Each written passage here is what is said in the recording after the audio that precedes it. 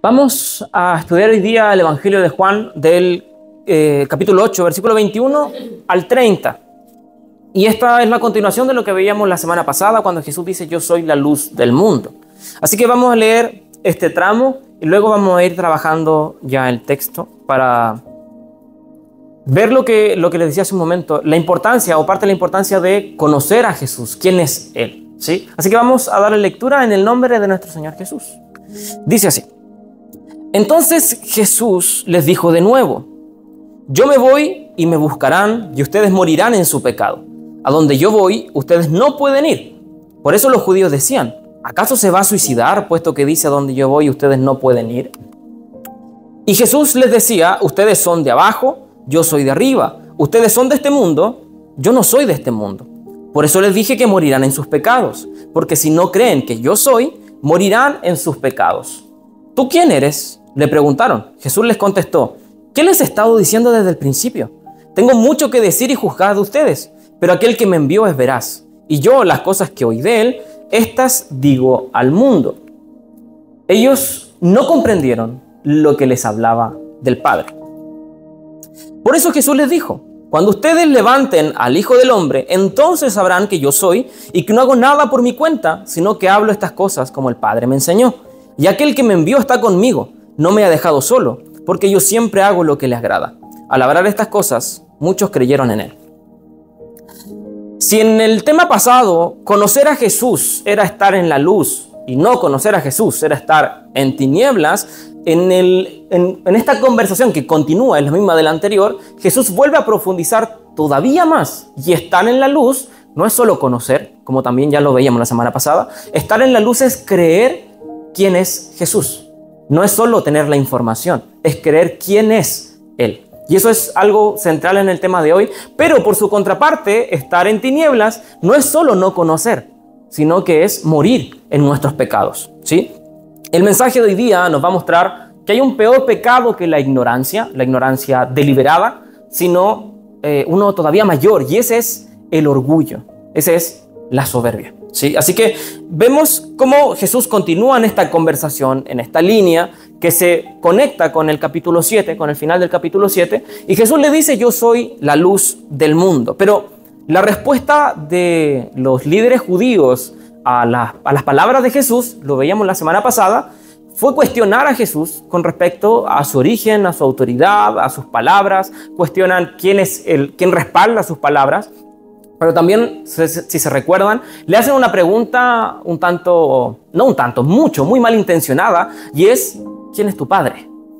Haciendo referencia a una creencia que había, que Jesús había nacido por medio de la fornicación. De hecho, en el mismo capítulo más adelante, los mismos judíos dicen: nosotros no somos hijos de fornicación, aludiendo a que Jesús sí lo era. Entonces, en esta parte, como ya leíamos, los fariseos vuelven a hacer preguntas malintencionadas a Jesús, ¿sí? Y en este tramo Jesús habla sobre su muerte, sobre su resurrección y sobre su ascensión.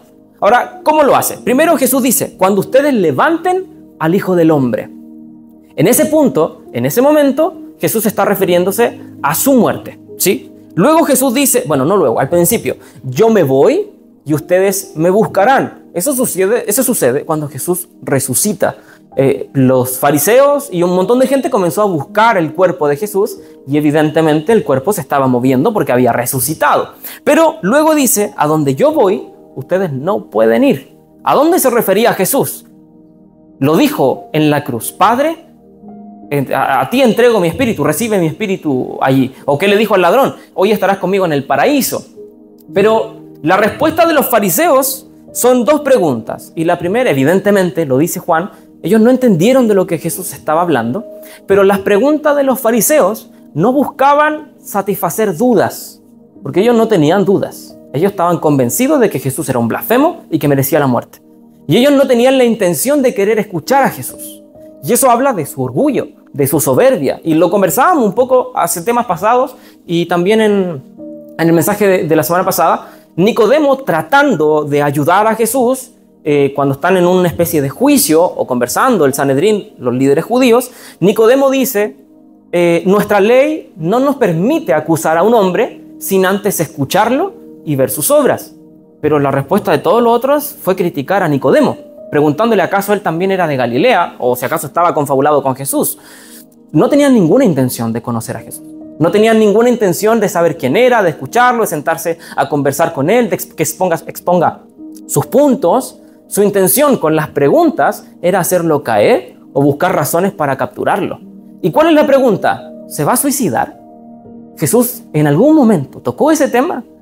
No. ¿Por qué los fariseos llegaron a ese punto? La respuesta es el orgullo. ¿Por qué los fariseos preguntan si acaso se iba a suicidar? Jesús dice, a donde yo voy, ustedes no pueden ir. Y en el orgullo de los fariseos, ellos decían, nosotros vamos al cielo, estamos seguros, somos hijos de Abraham. Tenemos la ley de Moisés, somos el pueblo de Dios, al cielo vamos, es obvio. Y si Jesús dice que va a ir a un lugar al que nosotros no, el cielo no es. Entonces Jesús no va al cielo. Y probablemente se vaya a lo más profundo de la condenación. Y en el ideal judío o en la mente judía, en su concepto, el suicidio era uno de los peores pecados. Y en su imaginación de la condenación era el lugar más profundo. Allí iban los suicidas, al lugar más profundo de este lugar de condenación que los judíos tenían. Entonces ellos en su soberbia dijeron, nosotros nos vamos al cielo. Y cuando Jesús dice, a donde yo voy ustedes no pueden ir, de seguro está hablando de extremos. Y si nosotros nos vamos al extremo de arriba, Jesús irá al extremo de abajo. Entonces Él estará hablando de suicidio. Pero esta pregunta, vuelvo a repetir, era muy malintencionada porque lo hacen público. Recordemos que está en el templo, está lleno de gente, Jesús estaba enseñando, aparecen los líderes a cuestionar a Jesús y delante de todos estos hombres hacen y lanzan estas preguntas. Jesús les aclara y les dice, no, ustedes son de abajo y yo soy de arriba. Y les da vuelta la imagen que ellos tenían pensando que ellos estaban arriba, Jesús abajo. Jesús dice, es al revés, ustedes son de abajo y yo soy de arriba. Pero los fariseos no solo se quedan con eso, sino que hacen otra pregunta. Perdón, adelante. ¿Tú quién eres?, le preguntan a Jesús. Y la respuesta de Jesús es una pregunta. Parafraseando un poco, es ¿cuántas veces tengo que decírselo? Esta pregunta también, apunta allá pero no está ahí, ¿tú quién eres?, es una pregunta también malintencionada porque ellos no querían saber quién era Jesús, porque ellos ya lo habían rechazado. Juan, estamos en el capítulo 8 y ya nos ha escrito en varias oportunidades que los fariseos no solo no creían, rechazaban a Jesús. Y la escena más por decirlo de alguna manera más sucia del rechazo judío, es cuando Lázaro es resucitado y se junta el Sanedrín para discutir qué iban a hacer con Jesús.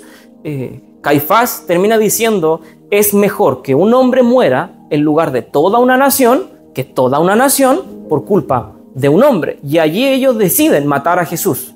Y el punto de ellos, cuando están en esa conversación, porque sale a la luz y uno de los líderes fariseos dice, si no hacemos nada, este hombre va a seguir haciendo milagros, la gente va a seguir creyendo en él y va a causar un revuelo gigante y Roma nos va a terminar destruyendo a nosotros. Vamos a perder el templo, vamos a perder nuestra posición, todo lo vamos a perder. Y allí Caifás dice, antes que nosotros muramos por culpa de uno, que ese uno muera en lugar de todos nosotros. Pero el punto en esa conversación es que ellos tenían claro que Jesús era quien decía ser, que Jesús era real, era genuino, porque tenían miedo de la efectividad de su ministerio, que la gente creía en él. Incluso hasta ese punto varios de ellos mismos también creían en él, de manera que la pregunta, ¿tú quién eres?, no busca conocer a Jesús.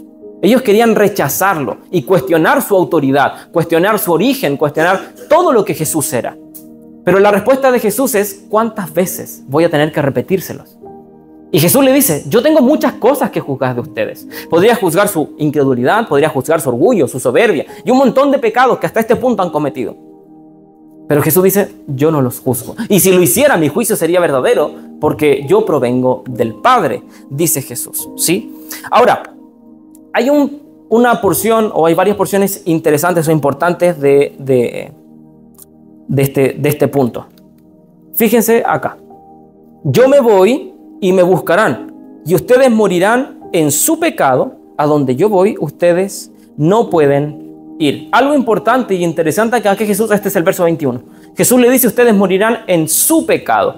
Lo interesante es que cuando nosotros vemos versículo 24, Jesús le dice, por eso les dije que morirán en sus pecados, si no creen que yo soy, morirán en sus pecados. Al principio dice, en el verso 21, morirán en su pecado, y en el verso 24 dice, morirán en sus pecados. La diferencia es evidente, ¿verdad? Al principio Jesús hace referencia a un pecado, y por ese pecado morirán, pero en el verso 24 hace referencia a sus pecados, a varios, y por esos pecados morirán. Ahora, ¿por qué Jesús hace esto?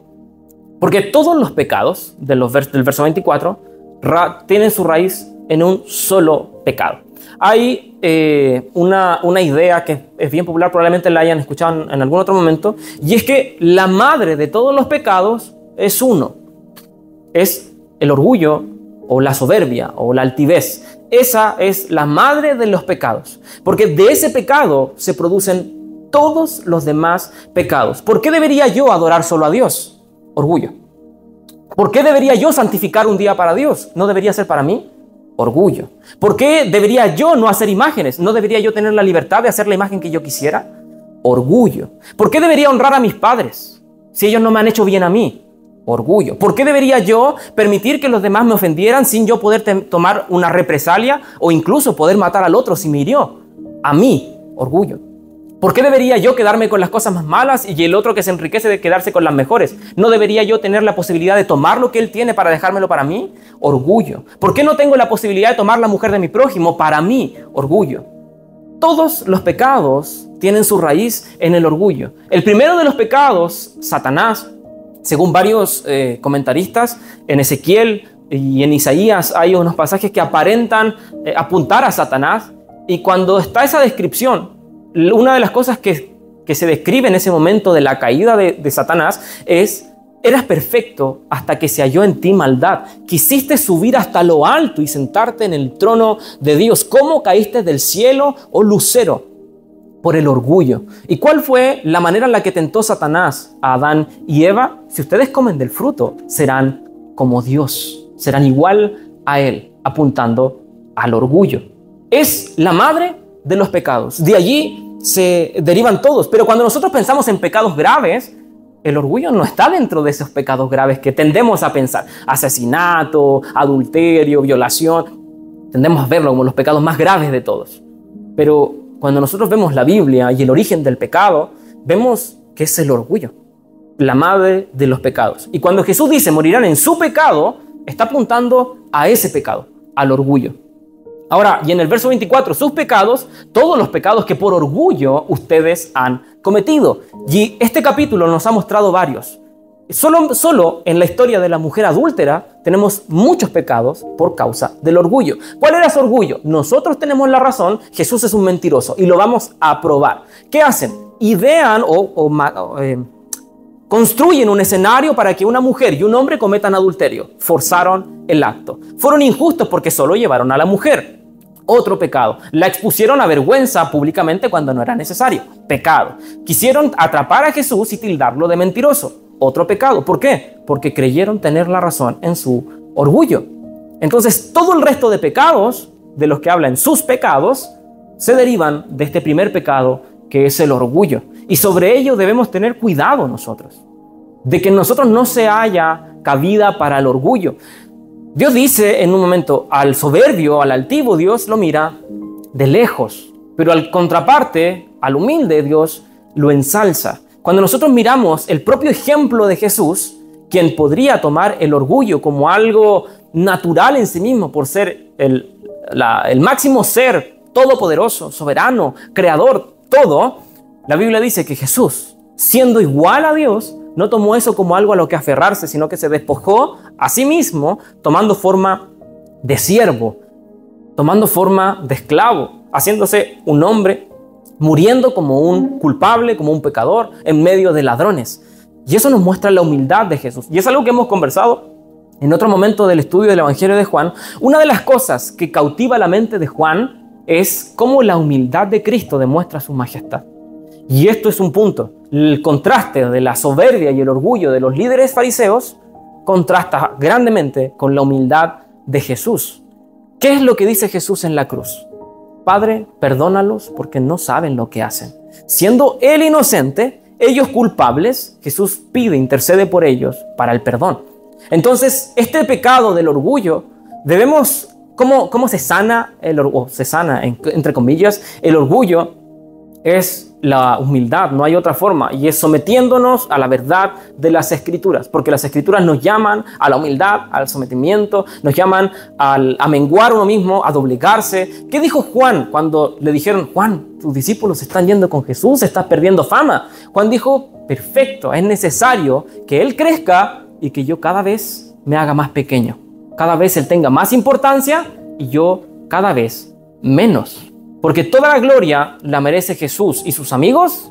No, solo Jesús. Solo Jesús. Nadie más que Jesús. Amén. Ahora, ¿cuál es la consecuencia de estos pecados o de este pecado que es el orgullo? La muerte. Morirán en su pecado, el orgullo, y morirán en todos los pecados que derivan de ese pecado. Morirán. Eso es. Y Pablo lo confirma en Romanos. La paga del pecado es muerte. ¿Sí? Ahora hay algo interesante. Jesús afirma que ellos van a morir. En el versículo 21, Jesús dice: ustedes morirán en sus pecados. O en su pecado, el versículo 21. No está haciendo una afirmación. Van a morir. Pero en el versículo 24 da una especie de espacio para el arrepentimiento, porque dice: a menos que crean que yo soy, ustedes morirán en sus pecados.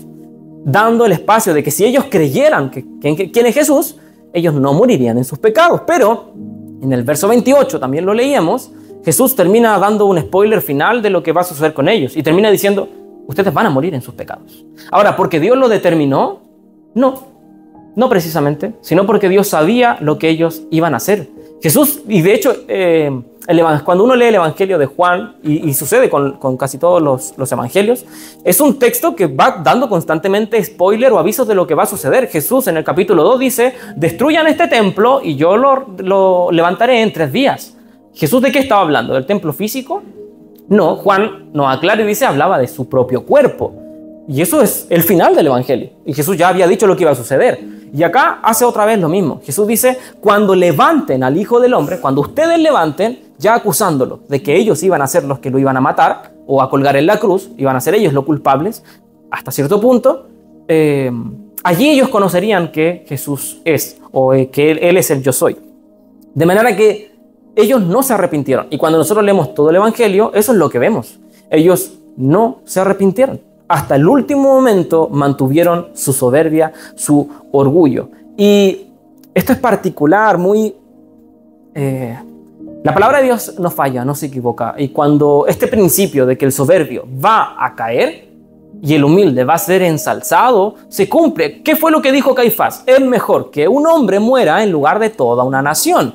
¿Y qué hicieron? Mataron a un hombre, Jesús, para que toda la nación se mantuviera en pie. Pero en el año 70 después de Cristo, poquito menos de 40 años después de que mataron a Jesús, paradójicamente, toda la nación, y sin exagerar, toda la nación fue completamente destruida. Y lo que ellos más querían, el templo, fue arrasado por completo. Cuando Jesús dice, no quedará piedra sobre piedra, eso no era metafórico, eso era literal. Fue destruido todo el templo hasta los cimientos. Y lo único que queda hasta el día de hoy es lo que se conoce como el muro de los lamentos, pero eso no es el templo. Esos son los muros que estaban afuera de los patios. Eso es todo, fue destruido todo. Y esto evidentemente es lo que podemos ver es parte de la soberbia y el orgullo. Hay varios factores más internos, pero Jesús lo dijo, esto va a ser destruido por completo. Y una de las razones era el orgullo y la soberbia de los fariseos, ¿sí? Ahora, debemos mirar este texto, el sentido del texto, pero debemos, por sobre todas las cosas, entender cuál es la aplicación para nosotros. Ahora, ¿cómo lo hacemos? Evidentemente, una de las cosas que siempre decimos es mirar el contexto. Y esta historia está dentro de lo que estudiamos la semana pasada. Jesús dice, yo soy la luz. Jesús dice, yo soy la luz de este mundo. Está en ese contexto. Y el que esté conmigo está en luz y el que no está en tinieblas. Y este tema, esta conversación, esta parte, esta porción, sigue en la misma línea. Jesús no cambió el tema. Jesús no se ha desviado. Sigue el mismo punto. Ahora, ¿cómo eso suma? debemos siempre también, y hasta este punto, hace rato no lo hacía, debemos recordar al momento de leer un texto, al momento de enfrentarnos y estudiar un pasaje, tener en mente el propósito del autor al escribir ese texto. ¿Con qué intención escribió el texto? ¿Para qué lo hizo?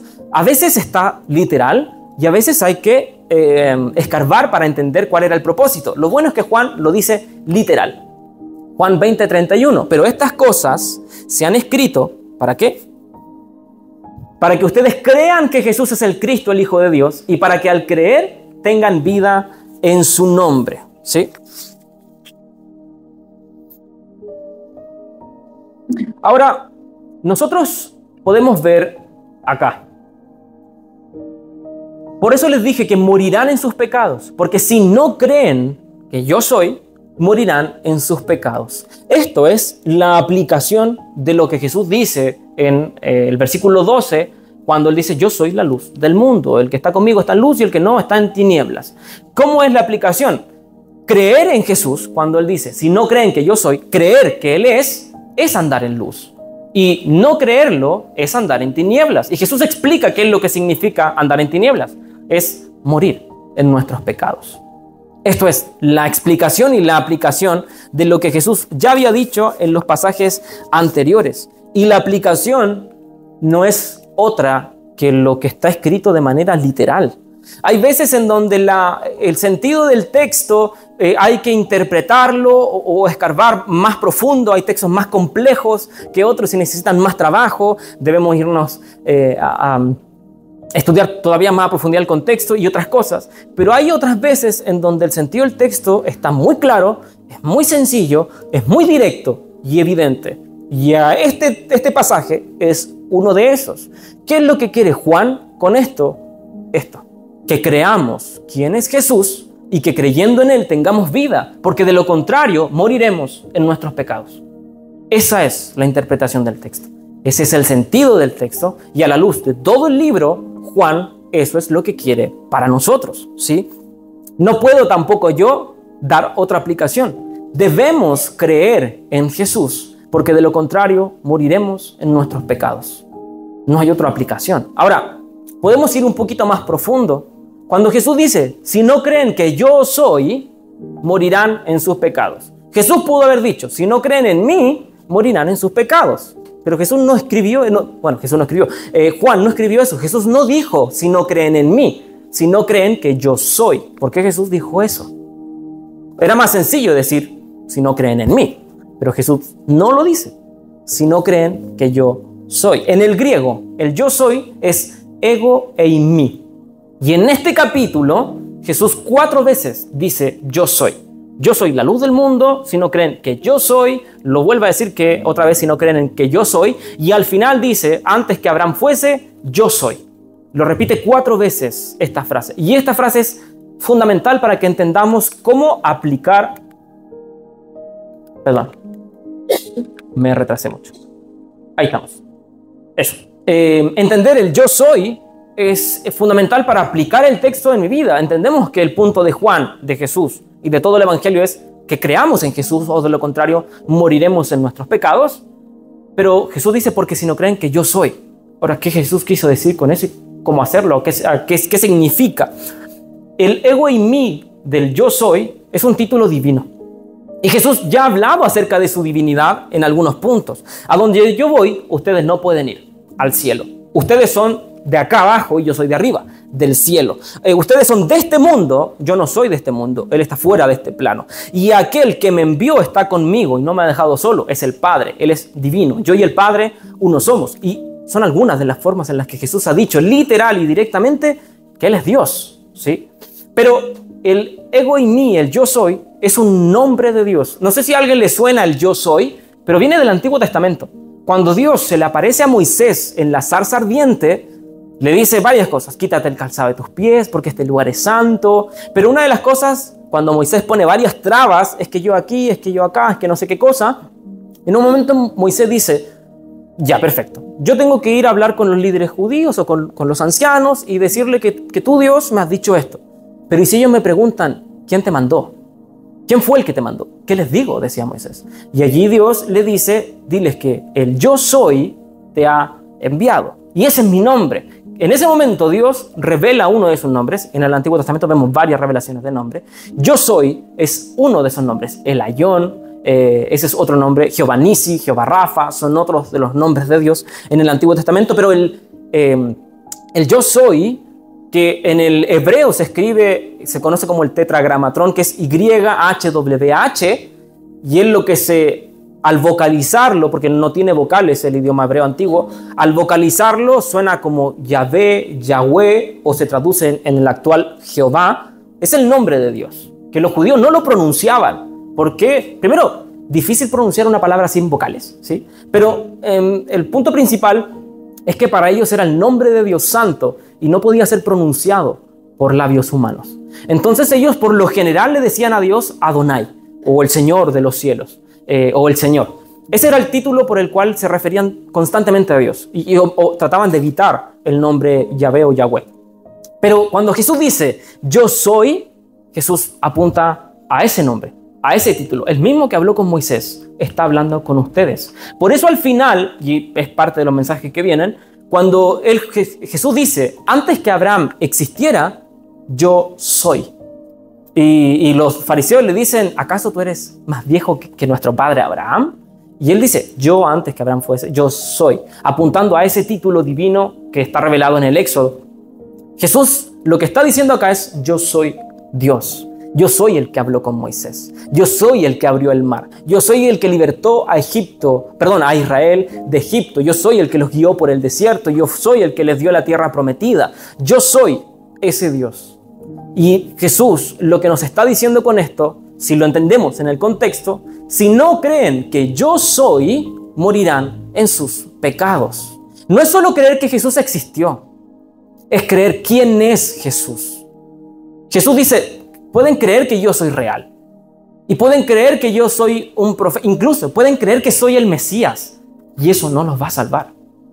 Tienen que creer. A menos que crean que yo soy, ustedes morirán en sus pecados. ¿Qué significa eso? Que debemos creer quién es Jesús. Y Jesús es Dios hecho carne. Y al respecto de esta afirmación, lastimosamente, varios que se autodenominan cristianos quedan fuera de la salvación.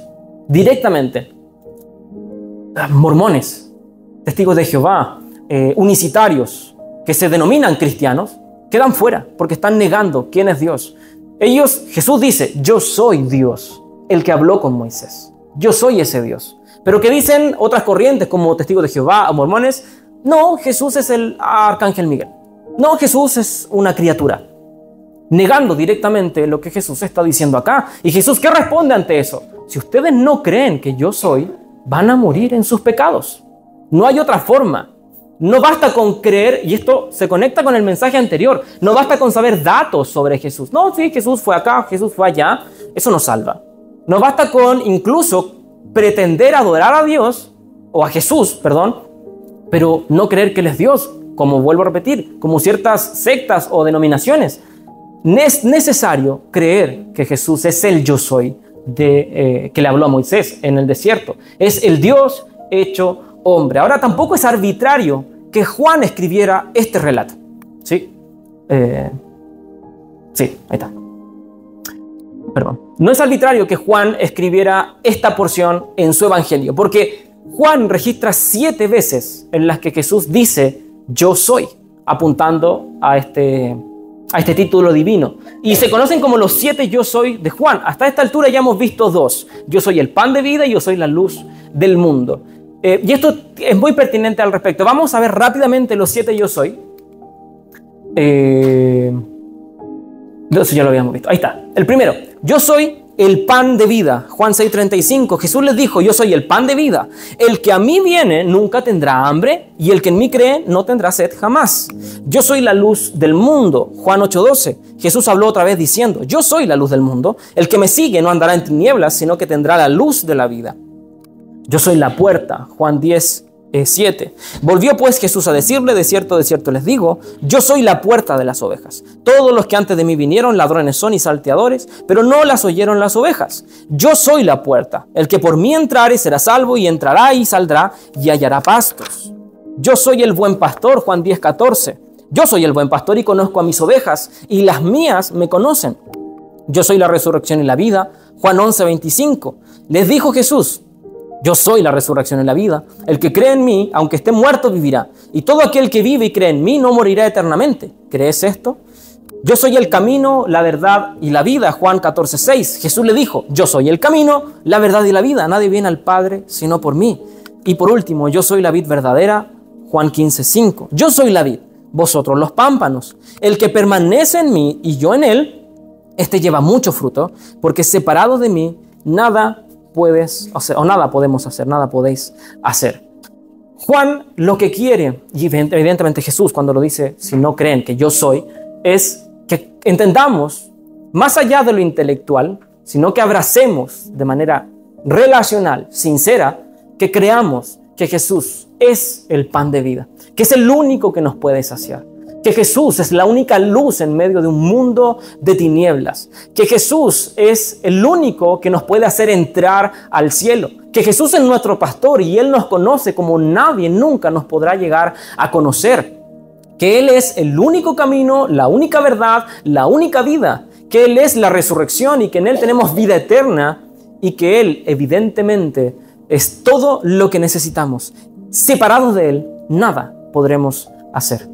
Si no creemos esto, dice Jesús, moriremos en nuestros pecados. Y Juan ya aclaró este concepto de morir, no creer, al principio. Juan 3:16, uno de los versículos más conocidos, considerado de los más bonitos. Pero Juan también aclara y dice: todo el que cree en mí será salvo. ¿Y el que no cree será condenado? Dice.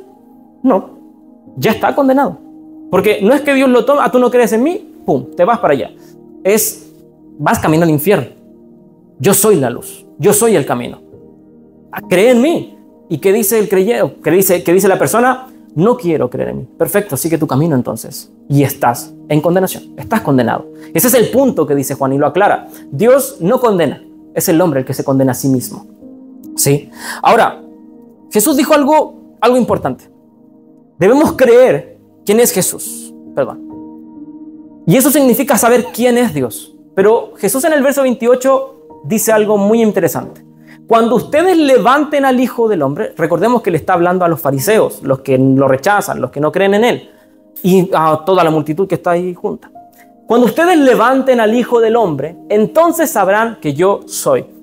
¿Acaso le harán un malteo a Jesús? ¿Lo pondrán en alto o algo? No. Cuando dicen levanten, ¿a qué se refiere? Juan ya ha ocupado este término. Así como Moisés levantó la serpiente, así es necesario que el Hijo del Hombre sea levantado. ¿A qué apunta ese concepto? A la cruz. Puesto en alto, en vergüenza pública, la crucifixión y la muerte de Jesús. Eso significa levantar. Cuando Jesús dice, cuando ustedes levanten al Hijo del Hombre, Jesús le está diciendo, cuando ustedes me crucifiquen y me maten allí, sabrán entonces que yo soy. Esto es muy importante porque Jesús está conectando su muerte y todo lo que ocurre en su muerte, resurrección y ascensión, con creer que yo soy. ¿Por qué creerán que Él es? ¿Qué sucede en la cruz? Bueno, varias cosas. Jesús muere, ¿verdad? Pero la Biblia nos dice que, primero, el soldado que lo clavó o que lo atravesó el costado termina haciendo una confesión pública de que Él es Dios, ¿sí? Que Él es inocente. El ladrón al lado de la cruz termina confesando que Jesús es Dios, ¿verdad? Si bien la gran mayoría de sus discípulos no estaban allí, pero ¿quién también aparece haciendo una confesión pública? Nicodemo, José de Arimatea, sacando el cuerpo, consiguiéndose la tumba, limpiándolo y purificándolo para la tumba. Y muchos otros creyeron. Incluso hay un terremoto, muchos se levantan de la tumba y varios de allí creyeron. A tal punto que al día de Pentecostés habían más de 120 personas que creían en Jesús, ¿sí? Entonces, pero más que eso, más que los que se convirtieron en ese momento, es la repercusión o lo que significa ese momento. ¿Qué sucede en la cruz? Que el gran yo soy muere y que el gran yo soy murió en lugar de los pecadores. El punto no es solo saber quién es Jesús intelectualmente. Según los cristianos, Jesús es Dios hecho hombre que vivió en Judea en el primer siglo, murió alrededor del 33 después de Cristo, más o menos, al 30, después de Cristo, más o menos a los 33 años, fue crucificado, los discípulos dicen haberlo visto resucitado, se construye una gran religión que repercute o es la mayor religión de todo el mundo en la época actual. Ese es Jesús. Jesús dice, puedes saber todos los datos y más todavía, y seguirás muriendo en tus pecados. Porque no basta con saber datos. Necesitas creer, no es saber, es creer en esos datos, en esa información. Si tú sabes que Jesús es el Dios de los cristianos y no crees que es tu Dios, estás muerto en tus pecados. Por eso Jesús dice, no basta con saberlo, porque la información intelectual no salva a nadie. Es creer en quién es Jesús. Y Jesús es Dios hecho hombre. Y además creer lo que sucedió en la cruz, que este Dios hecho hombre murió por nosotros y para nosotros. Y como le preguntó Jesús a Marta, ¿lo crees? Creemos que Jesús es Dios hecho hombre, que Él murió en nuestro lugar, que el gran yo soy murió por nosotros en la cruz, en nuestro lugar. Si lo creemos, somos libres de la condenación. Somos salvos, somos sus hijos y andamos en su luz. Somos ovejas de su prado. Hemos entrado por la puerta, hemos comido del pan del cielo. Ahora estamos sentados a su mesa, hemos experimentado la resurrección y la vida. Estamos en la verdad, estamos en el camino y estamos en la vida. Somos sus hijos, somos salvos. Es fundamental y no hay otra opción, no hay un camino alternativo, no hay otra ruta, todos los caminos llevan a Roma. Eso es mentira. Hay una sola verdad, hay un solo camino, hay una sola forma de tener vida. Y Juan es explícito. Creamos que Él es el Cristo, el Hijo de Dios, y creyendo en su nombre tendremos vida eterna. No hay otra forma. Las obras no nos van a salvar. Hay mucha gente que lleva años en la iglesia y ha hecho un montón de cosas y no cree. No es una fe genuina. Y hasta este punto hemos hablado harto acerca de la fe falsa, una fe genuina, una fe que finge una vida piadosa y una fe que realmente vive una vida piadosa. Jesús dice, puedes vivir y hacer todas las obras que quieras y eso no va a salvar a nadie. Porque el tema no es de lo que haces, el punto es quién eres. Y eres un ser humano que necesita ser regenerado, que necesita nacer de nuevo, que necesita ser salvado y rescatado. Y eso es algo que nuestras obras no pueden lograr. Solo Jesús puede salvarnos. Amén. Todas las canciones que hemos cantado hoy día y las que vamos a seguir cantando apuntan a eso, a tratar de que cantemos y comprendamos. Bueno, en las canciones está escrito, pero que lo hagamos con entendimiento. ¿Quién es Dios? Cantamos al principio, admirable, consejero, poderoso, Padre eterno, príncipe de paz. Lo cantábamos en la otra. Él es santo, Él es quien aviva el fuego de soles. Él es quien levanta y quita al rey. Él es quien realmente ha construido todo lo que existe. Lo que vamos a seguir cantando también apunta a lo mismo. Pero tampoco basta con cantarlo si no lo creemos. Es necesario, y allí es donde entra la fe. Pablo dice, ¿el justo vivirá por su capacidad intelectual? No. ¿El justo vivirá por sus años de servicio en la iglesia? No. ¿El justo vivirá por sus buenas obras? No. ¿El justo vivirá por si sus padres son cristianos o no? No. El justo vivirá solo por una cosa, por la fe. ¿Creemos en Jesús?